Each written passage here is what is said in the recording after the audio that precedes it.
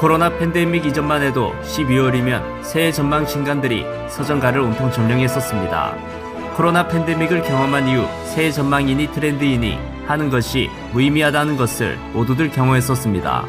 올 연말 서점가는 그런 미래 예측서들이 전성기에 10분의 1도 되지 않고 언론의 반응도 시큰둥합니다. 불확실성이 가속화 가중화되는 이 시대를 사는 사람들은 갈피를 잡지 못한 나머지 해외 주식, 투자, 광풍처럼 때를 지어서 우왕좌왕하는 모습입니다. 크리스찬은 어떻게 살아야 할까요? 메신저 뉴스 첫 순서는 고향 삼성교회 김영선 목사님, 남해주 별내동화교회 나가임 목사님, 부산해안교회 조성일 목사님입니다.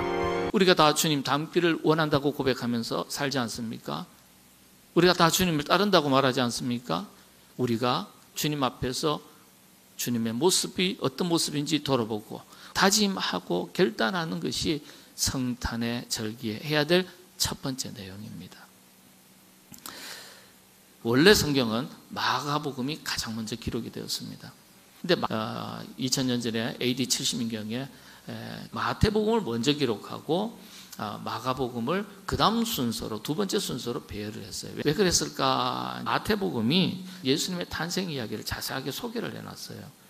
인간 예수님에 대한 신뢰가 없었던 시절에 예수님이 어떤 분이신지 그 정당성, 그 족보가 뼈대 있는 집안이다. 이분의 족보부터 소개하는 것이 급하니까 누가복음에서는요, 의사 누가니까요, 예수님의 특별히 인성에 대해서 우리하고 똑같이 함께 울고 웃고 먹고 마시고 우리의 친구가 되어주시고 우리 아픔에 위로해 주시고 우리 기쁨에 축복해 주시는, 참 좋죠. 가슴에 와닿는 거예요. 인간 예수. 복음서는 별명을 다 가지고 있어요. 마태복음은 왕의 이미지를 강조했기 때문에 사자복음, 마가복음은요, 죽도록 우리를 위해서 희생하시고 구원해 주시기 위해서 자기의 생명까지 내어주시고, 그래서 마가복음을 송아지복음이라고, 누가복음은요 예수님의 인성을 강조했으니까 인자복음이라고 그렇게 말합니다. 요한복음은요 하나님의 아들인 것을, 참 인간이시면서도 참 신이시다, 그래서 별명을 독수리복음이다. 여기에서 참 중요해요. 인간이 만나는 예수님의 첫 번째 모습을 가장 먼저 기록된, 이게 마가복음에서는 예수님을 어떤 이미지로 설명했냐, 종의 이미지를 가지고 설명을 했습니다. 섬기는 종, 자기를 희생하는, 자기의 생명까지 내어주는 종의 이미지, 바로 섬기는 자, 종의 형체를 가진 겸손한 일꾼, 자기를 희생하는 일꾼, 이런 모습으로 가장 먼저 설명하고 기록했다는 사실에 우리가 주목할 필요가 있습니다. 시대가 어려울수록 헌신된 일꾼이 필요합니다. 그런데 시대가 어려우면 어려울수록 사람들은 피합니다. 대림절 섬김의 종으로 이 땅에 오신 주님을 깊이 묵상하는 가운데 헌신된 종으로 산다는 것이 참 쉬운 일은 아니지만 주님을 본받아서 섬기는 종, 섬기는 일꾼으로 그렇게 살아가기로 결단하시는 여러분 되시기를 바랍니다. 매년 이맘때가 되면 트렌드 코리아 2026 이런 비슷한 책들이 많이 나와 있고 또 잘 팔리고 있습니다. 사실 저도 그런 책들을 매년 열심히 사보고 또 어떻게 대비할까를 생각하면서 그렇게 살았었는데 2020년 이후로는 그런 책을 사지 않고 있습니다. 저는 2019년 이맘쯤에 야심차게 2020 트렌드 코리아를 사가지고 당시 책을 읽으면서 2020년 좋지 않은 경제 상황이 계속될 것인데 그런 상황에서 살아남고 성장하려면 고객을 세분화하여 그들의 숨겨진 욕망을 발견하고 그에 맞게 대응해야만 된다. 그러면서 그 책에서 말하는 2020년에 대한 예상을 교회에서는 어떻게 적용할 수 있을까 고민하면서 새해를 그 당시 준비했었습니다. 그러나 여러분, 2020년 초에 바로 코로나가 터졌어요. 그 누구도 예상하지 못했던 전 세계적인 유행병이 번지자 그 책에서 이야기하는 2020년의 트렌드는 다 무용지물처럼 되어버렸습니다. 저는 그때 그 일을 겪으면서 우리 인간이 아무리 똑똑하고 또 상상력이 뛰어나고 그래도 그 누구도 미래를 정확하게 예측하는 것은 불가능하고 잘 준비하는 것은 정말 쉽지 않은 일이구나, 이런 생각을 들었습니다. 하지만 여러분, 우리 신앙인에게는 분명하고 확실한 미래가 있습니다. 바로 예수님께서 다시 이 세상에 오신다는 것입니다. 여러분, 다른 건 몰라도 예수님의 다시 오심, 모든 악이 소멸되고 완전한 하나님의 나라가 이루어지게 되는 그 미래는 100% 일어날 확실한 미래입니다. 날마다 하나님의 뜻과 하나님의 말씀에 비추어 스스로를 돌아보는 겸손하고 진실한 회개의 모습으로, 그런 기다림의 자세로 다시 오실 주님과의 만남을 잘 준비할 수 있는 우리 모두가 되기를 주님의 이름으로 축원합니다. 지난 주간 30대 젊은 목사님과 이야기를 나누었습니다. 이분에게 주변에 이분이 목회자가 될 만한 어떤 요소들이 별로 없어 보이는 거예요. 그래서 물은 거죠. 어떻게 목회자가 됐습니까? 이분이 이런 얘기를 하는 겁니다. 대학을 들어가서 좀 다니다가 그만뒀고, 그리고 공장에 들어가서 좀 일하다가 또 그만뒀고, 그러면서 하는 얘기가 아주 가까운 친척이 스스로 목숨을 끊었습니다. 그러니까 20대의 이 젊은 나이에 이분한테 이 일이 아주 큰 충격으로 다가온 거죠.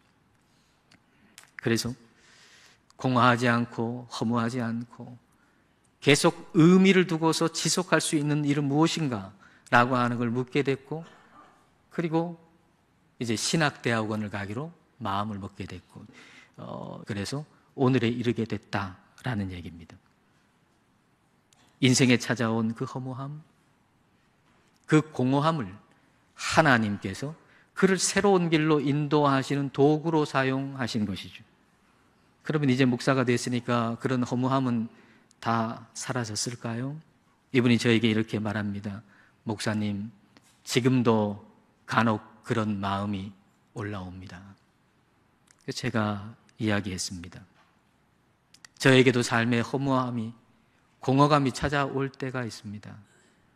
그럴 때 내가 예수님을 믿는다는 것이 얼마나 감사한지 모르겠습니다.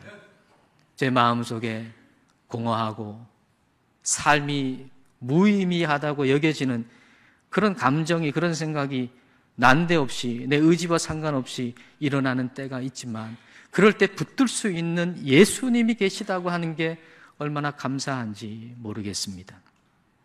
세상 사람들이 내년을 불안하게 바라보면서 갈피를 못 잡는 뒤숭숭한 연말을 보내고 있을 때, 이런 시대일수록 주님 붙잡고 유연하게 내년을 맞이하는 크리스찬, 이 모습, 이 자세 자체로 이웃의 기감이 되고 전도가 될 것입니다. 메신저 뉴스 두 번째는 부산 진교회 신추 목사님, 울산 호교교회 김동무 목사님, 광주 알림교회 김현주 목사님으로 이어집니다. 우리가 주기도문으로 기도를 해보면 우리라고 하는 말이 6번 등장합니다. 그런데 원어 성경에는 이 짧은 기도 속에 우리라고 하는 말이 8번이나 등장을 합니다. 우리에게 일용할 양식을 주시옵소서라고 기도하지만 원어 성경을 보게 되면 우리의 일용할 양식을 오늘 우리에게 주옵소서라고 기도를 합니다. 주님의 기도는 바로 나만의 양식을 위해서 기도하는 간구가 아니라 내 곁에 있는 형제와 자매들에게도 오늘의 양식을 주실 것을 기도하는 간구인 것입니다. 언젠가 사업을 하는 젊은 분들에게 이런 부탁을 한 적이 있습니다. 기업을 운영하시면 먼저 이익을 추구하는 기업이 아니라 가치를 추구하는 기업을 만드십시오. 그러면 하나님께서 정직한 이익을 주실 것입니다. 그리고 두 번째는 나만 잘 사는 기업이 아니라 그 기업을 통해서 누군가가 생계를 꾸려나가며 자신의 가족을 부양할 수 있는, 일의 기쁨을 누릴 수 있는 일터를 제공해주는 기업을 만들어 가십시오 라고 부탁을 드렸던 적이 있습니다. 세상의 수많은 기업들이 나만의 이익을 추구하는데, 그런 세상의 수많은 기업들 중에 또 하나의 기업이 있었는데 하나님께서 보실 때 그것이 무엇이 의미가 있겠습니까? 세상의 기업들과는 다른 것을 추구하는, 하나님께서 기뻐하시는 하나님의 기업을 만드십시오 라고 부탁을 드렸던 적이 있습니다. 그리하게 될 때 이 세상의 기업의 문화가 달라지고 이 세상을 변화시키는 그러한 기업들이 되리라고 저는 믿습니다. 요즘 현실은 누구 할 것 없이 너무 바쁩니다. 너무 바쁘다 보니까 정말 정신없이 분주하다 보니까 사람들이 교회 중심이 되기보다는 세상 중심으로 된다는 거죠. 그러다 보니까 다른 사람 다 맞벌이 하고 돈 벌고 하는데 나는 교회 열심히 하는데 혹시 내가 못나서 그런 것이 아닌가? 결코 그렇지 않습니다. 여러분, 모든 삶의 중심이 하나님 중심, 예수님 중심, 교회 중심, 말씀 중심이 되는 그 사람이 결국은 하나님이 인정하게 될 것입니다.